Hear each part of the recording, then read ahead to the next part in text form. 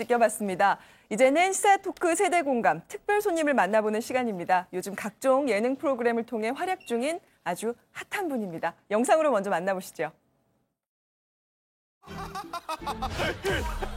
조금만 남으세요. 좀만 힘내세요, 여러분.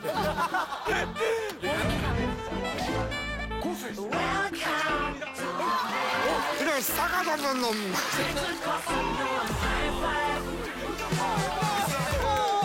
공황장애가 좀 있기도 하고 그리고 또 목에도 성대결석이 또 있고요.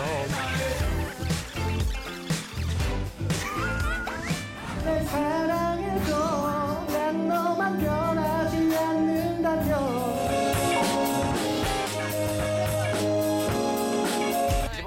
와 짱이다 짱이야.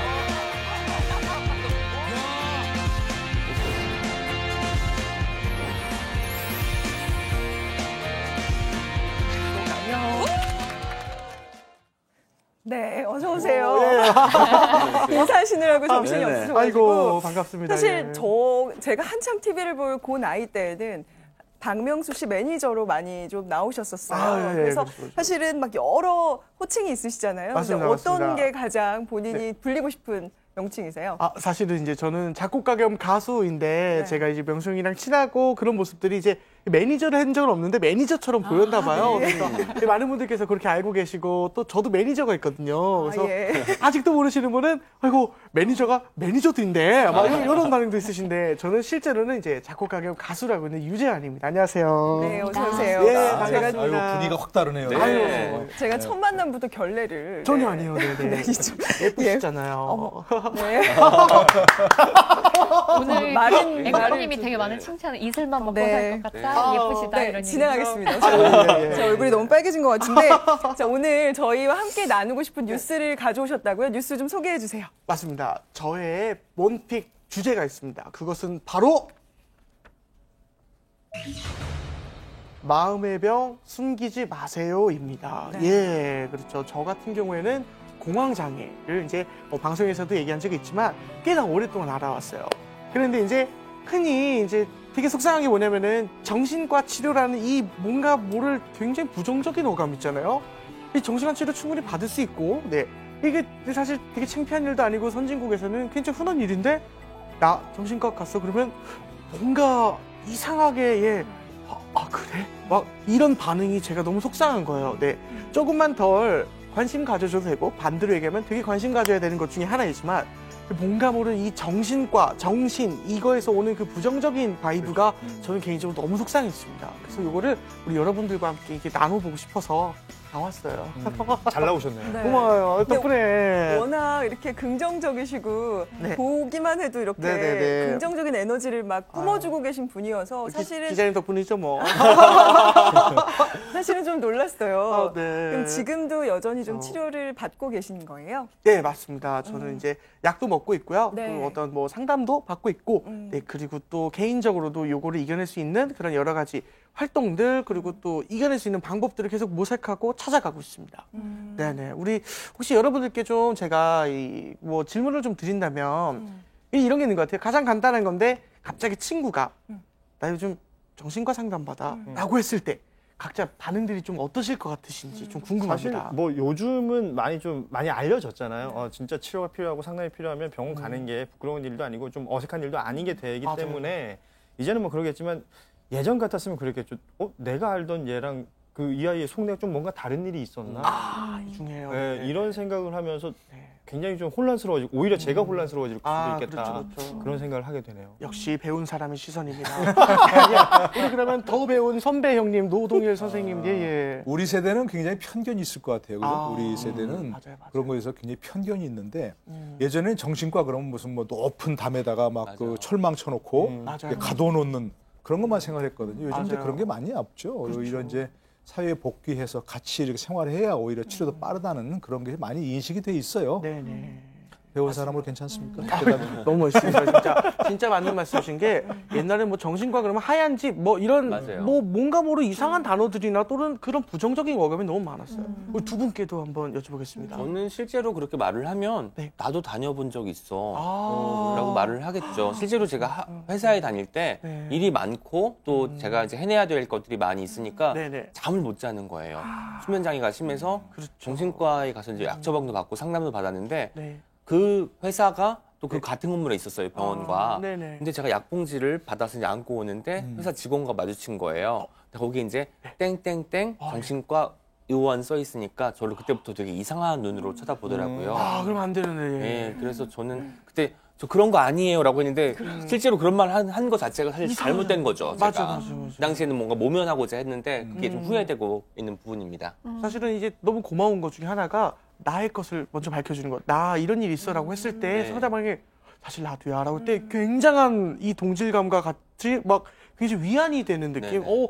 나만 슬픈 게 아니었구나. 그러면서 더 얘기를 깊게 나누게 되는, 마음을 터놓게 되는. 너무 고마워요. 네. 예, 우리 또 저는 오늘 방송 때 굉장히 말실수를 이렇게 더듬거리는 걸 많이 해서 오늘 뭔가 하고 나니까 뭔가 심리 상담을 받고 싶다 이런 생각을 너무 잘하는데. 잘하셨는데. 아니 저희 20대 또래에서는 사실 이 정신과나 심리 치료라고 하는 것이 그렇게 담장이 높은 곳은 아닌 것 같아요. 맞아요, 맞아요. 그러니까 제 주변에도 상담 받으러 다니는 친구들이 굉장히 많고, 그래서 나 상담 받아 그러면 너 그래 힘들어 이게 아니라 그 선생님이랑 잘 맞아? 혹시 뭐 다른 선생님 추천해줄까? 오히려 더 열린 마음으로 대화를 할 수 있는 사실 것 같습니다. 저도 이제 상담을 받으러 이제 예약은 해놓고 네, 일정이 네. 생겨서 못 가서 한 적이 있었는데, 근데 사실 이렇게 간다는 것 자체가 이제 우리나라에서는 이 인식이 굉장히 좀 있는 것 같아요. 방금 말씀하셨던 맞아요. 것처럼 네, 좋지 네. 않은 인식이 왜 그런 거라고 보세요? 저는 그게 잘 모르겠는데 이 특유의 뭔가 그 걱정해 주는 건 너무 감사하지만 이 정신 관련된 병이 있다고 했을 때 이 걱정하는 문화가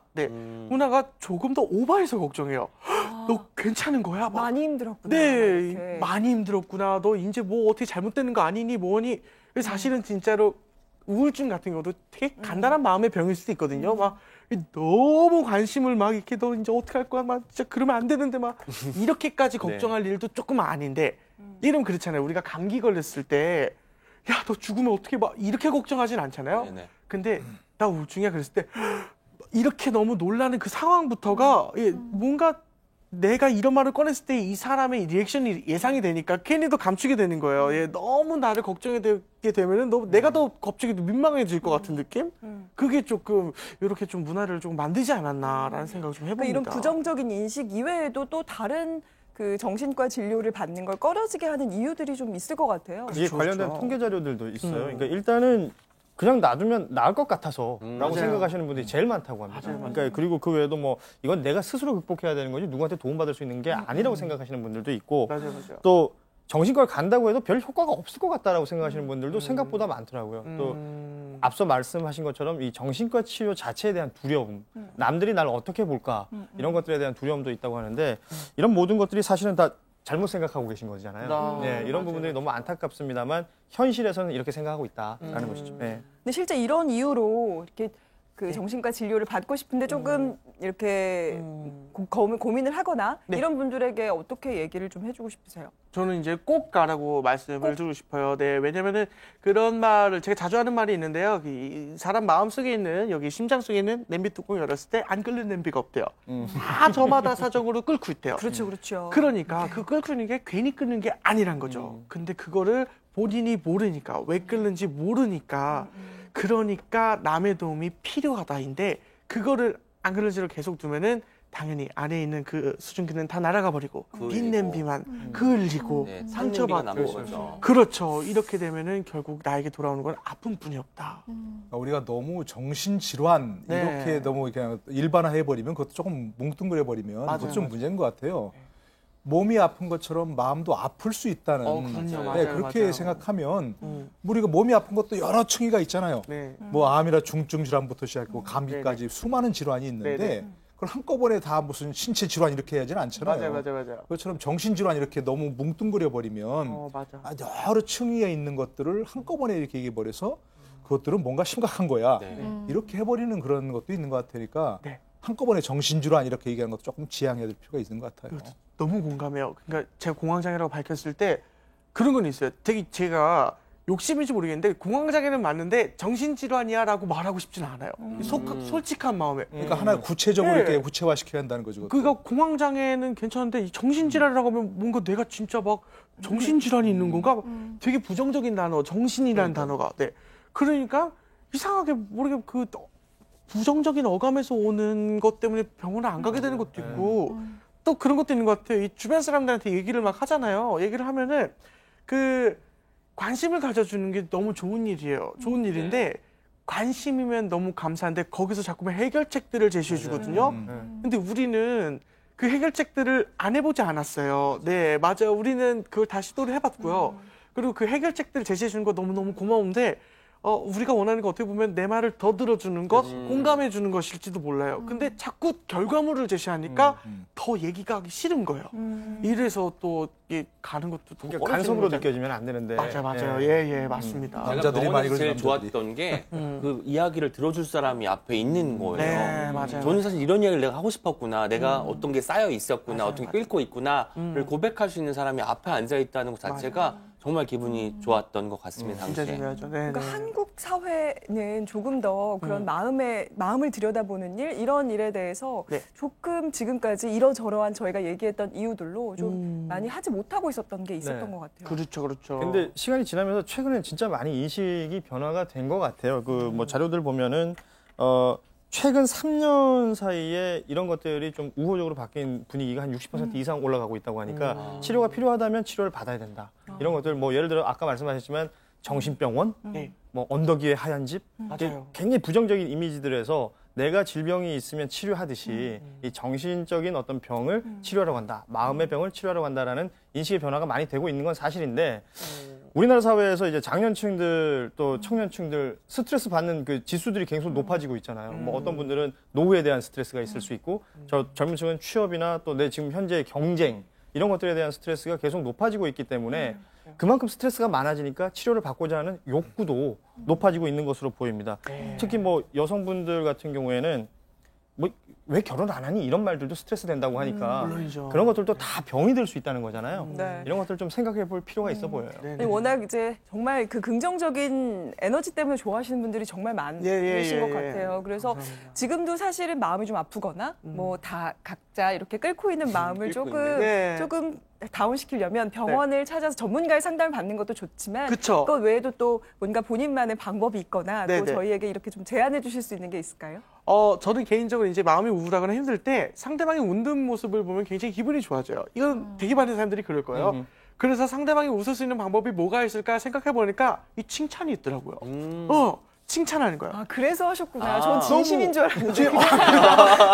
저를 위해서 아니고 진심이었어요. 진짜로 예쁘시고 네. 잘생기시고 너무 예쁘시고 배우셨고 더 배우셨고 배우셨고.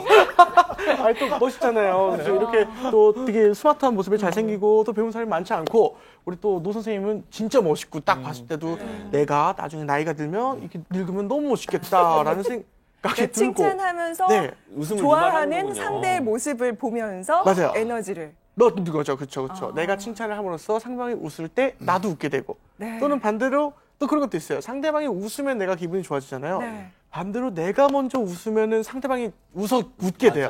맞아요. 네. 네. 웃게 사실 돼요 이게. 예. 정말 저희가 시간이 더 있으면 정말 아, 많은 네네. 이야기들 더 나누고 싶은데요. 벌써 오늘, 가요? 아 그래요? 오늘 이렇게 나중에 한번 처음부터 네네. 뭐야 끝났어요? 왜요? 처음부터 끝까지 저희를 이렇게 웃게 해주신 아, 네네. 유재하 씨 오늘 나오셔서 정말 정말 고맙습니다. 저희 그러면 뭐 또 나오셔도 되고요. 아니, 내일도 나오셔도 됩니다. 진짜 가는 거예요? 진짜입니다.